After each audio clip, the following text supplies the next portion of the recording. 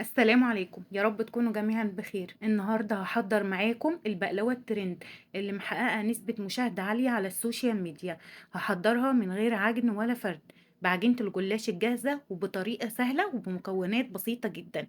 يعني لو زهقت من الشكل التقليدي للجلاش، النهارده جايبالك فكره جديده بطعم خرافي وشكل يشرفك في العزومات. تعالوا نشوف وصفتنا النهارده ونشوف حضرناها ازاي. اول خطوة في تحضير البقلاوة او الجلاش، بنجهز الشربات وبنسيبه يبرد معايا تماما. معايا 2 كوب من السكر لكوب من المية. بضيف عليهم معلقة كبيرة من العسل الكلوكوز، وبقلبهم كويس بعيد عن النار. بعدين برفعهم على النار وبتأكد ان السكر دايب معايا تماما.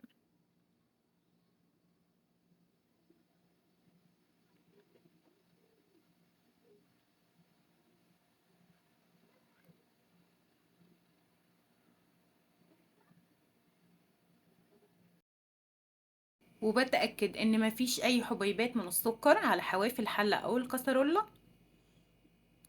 واول ما بيغلي بضيف عصير ليمونة.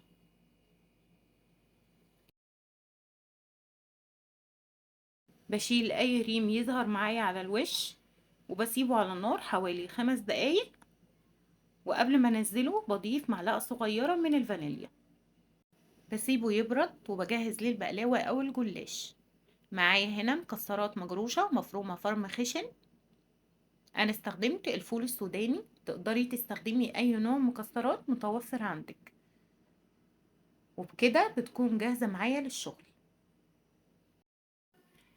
بالنسبة للجلاش، انا استخدمت في الوصفة دي لفتين من الجلاش الجاهز، وبغطيه بالشكل ده علشان ما ينشفش ويكون سهل معايا في الشغل. بحتاج 3 طبقات من الجلاش، ما بين كل طبقة والتانية بدهن سمنة. واخر طبقة معايا بدهن سمنة وبنزل بالمكسرات بتاعتي،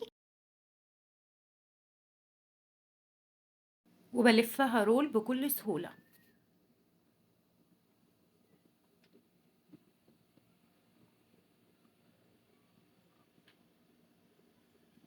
بقسم كل رول ل3 اصابع بالشكل ده، وببدأ اشكلها بالطريقة دي. اهم شيء ما بوصلش للصباع لاخر الصباع بالسكينة، بسيب حوالي سنتي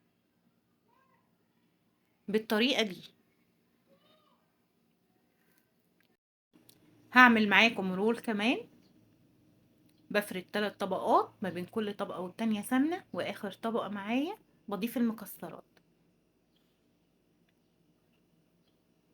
اهم حاجة ما يقلش عدد الطبقات عن 3 وما يزيدش عن 4.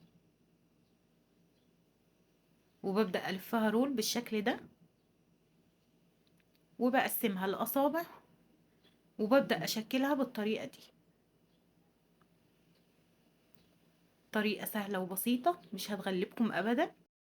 وقبل ما ادخله الفرن بدهنه سمنة كويس جدا، وبدخله على درجة حرارة متوسطة. فرني شغال من تحت. اول ما بياخد معايا لون بشغل من فوق. واول ما بيخرج معايا من الفرن بسقيه بالشربات بعد ما برد معايا تماما. الجلاش بيكون سخن والشربات بارد. انا هنا في خطوة مهمة بحب اعملها بعد ما بسقيه بالشربات. بزينه بالفستق وبغطيه بالفويل علشان يطرى معايا. لو انتوا حابينه مقرمش تقدروا تستغنوا عن الخطوة دي تماما. وبسيبه يبرد وبقدمه. وصفة بسيطة وسهلة، مش هتاخد منكم وقت ولا مجهود، ومكوناتها بسيطة جدا. اتمنى انكم تجربوها. مختلفة تماما عن الطرق التقليدية، وطعمه رهيب ومورق من جوه. شايفين قد ايه عدد الطبقات؟ اتمنى انكم تجربوه وتكتبولي في التعليقات. ولو عجبتكم الوصفة ما تنسوش دعم قناتي والاشتراك فيها وتفعيل زر الجرس ليوصل لكم كل فيديوهاتي.